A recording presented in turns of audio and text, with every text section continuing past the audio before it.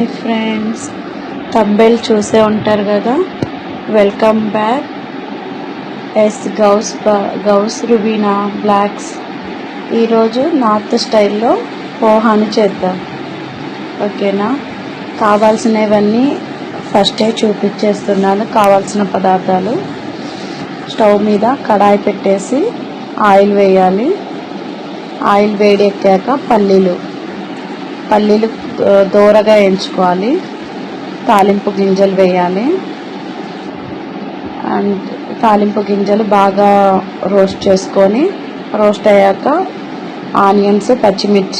Onions క్యూబ్స్గా cut చేసుకోండి. పచ్చిమిర్చి క్యూబ్స్గా, కొంచెం సాల్ట్, బాగా వేగాక పసుపు వేసుకొని మంచిగా ఫ్రై చేసుకోవాలి. పోవాని ఆల్రెడీ మనము పొడిగా కడిగి పెట్టుకోవాలి. ఇప్పుడు మనం కరివేపాకు వేసుకోవాలి. కొంచెం పోవాని మనము ఎలా అంటే బొక్కల గిన్నె ఉంటుంది కదా, బొక్కల గిన్నె తీసుకొని దాంట్లో ఇవి అటుకులు వేసేసి దానిపైన వాటర్ వేసుకొని బాగా కడుక్కోవాలన్నమాట. అప్పుడు మనకు అటుకులు అనేది ముద్దగా రావు.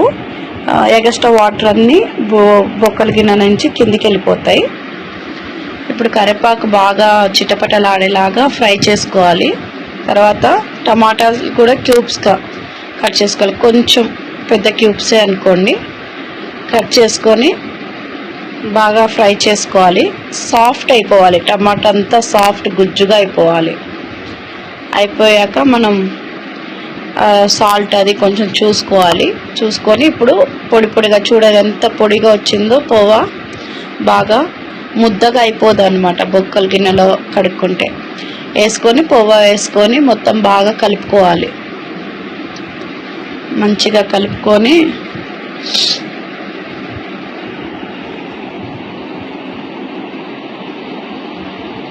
చూసారా ఎంత బ్యూటిఫుల్ కలర్ వచ్చిందో.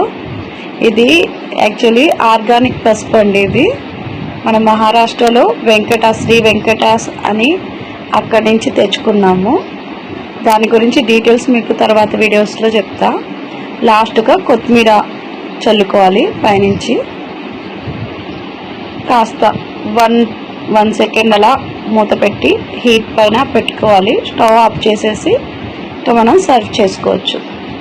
ఇది మార్నింగ్ బ్రేక్ఫాస్ట్ అండి. పిల్లల స్కూల్ కోసం చేశాను. ఇప్పుడు మా బాబు టేస్ట్